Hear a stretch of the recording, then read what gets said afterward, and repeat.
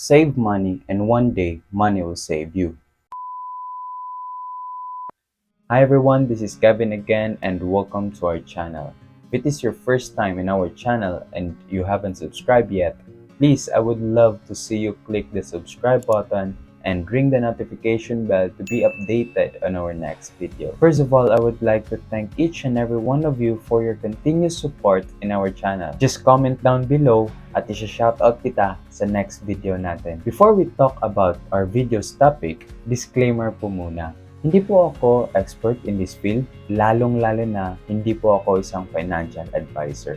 Lahat ng aking sasabihin ay galing po lamang sa pagre-research, experiences, and personal na kaalaman with the purpose to help you. So in this video, pag-usapan na natin ang 5 rason kung bakit mo kailangang mag-ipon para sa susunod na taon. Before anything else, allow me to share yung story kung kailan ko na-realize na mahalaga pala talaga ang mag-ipon.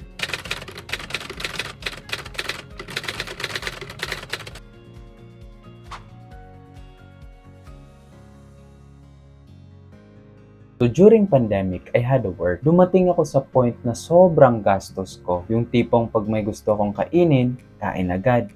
Pagka gusto kong gumala, gala agad. Yung pag meron akong nakitang item sa online shopping, nako, wala nang add to cart yan. Check out na agad. Kaya after a year, wala akong ipon. Dumating rin ako sa point na kung kailan ko pinaka-need yung pera, ay wala na akong mapagkukunan dahil wala akong ipon. Kaya naniniwala talaga ako sa kasabihan na save your money and one day, money will save you. So here are the 5 reasons kung bakit kailangan nating mag-ipon para sa susunod na taon. Number 1, savings. When we say of savings, ito yung mga pera mo na hindi mo na ginagasta, bagkos kinikip mo na lang siya. Usually, yung savings natin, nilalagay natin sa either bank or alkansya. Kailangan nating mag-ipon para magkaroon ng ipon o savings? Magulo ba? Eto, papaliwanag ko. Pag meron tayong savings or ipon, ito yung allocation natin para gamitin natin sa pambili ng ating dream car, dream house, dream wedding, at marami pang iba. Okay, gets na. Number 2, emergency funds. When we say of emergency funds, it is the cash we reserve that is designated for financial emergencies or unplanned expenses. Examples of unplanned expenses or financial emergencies are loss of work, hospitalization, at marami pang iba. Nai-imagine nyo ba if ever darating kayo sa point na to? Kasi ako nangyari na sa akin. Unplanned expenses happened to me when I had to look for another dorm in Manila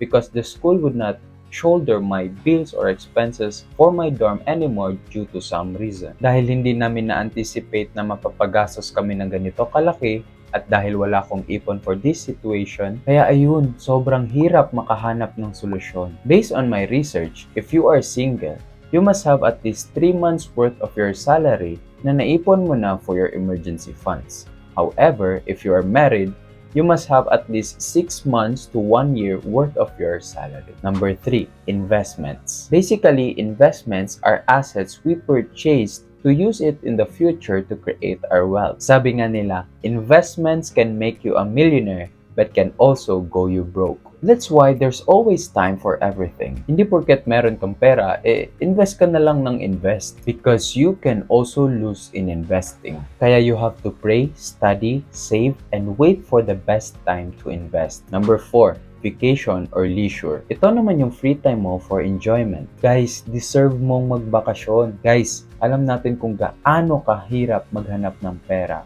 That's why you must have a vacation and a time to unwind sa stressful na bagay dito sa mundo. If you would ask me, I would love to have a vacation at least twice a year. Yung hindi ba bitin, yung sobrang solid. Number 5, guilt-free spending. Ito na yung gustong-gusto nating lahat. Yung tipong pag may gusto tayong bibilhin or paggagastuhan, ay hindi tayo magigilty kasi alam na natin na meron tayong pera na nakalaan para dito. Alam mo na kung magkano yung ibabudget mo para pangkain sa labas, pambili ng sapatos, panggala, o kaya pambili ng gamit para sa jowa mo. Ngayon, alam mo na kung bakit mo kailangan mag-ipon. Oops, teka lang. Meron akong bonus tip.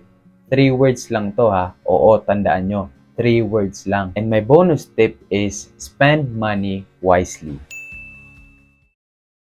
That's it guys. Sana meron kayong natutunan sa video natin today. At kung meron man, paki-like and subscribe naman para maging updated kayo sa susunod na video. Comment down your reactions or your suggestions kasi babasahin natin lahat yan. If you want to know more about money matters, just click the playlist here. Thanks for watching and always remember that your present destination is not your final destination. The best is yet to come. So always wear that smile on your face. See you in our next video.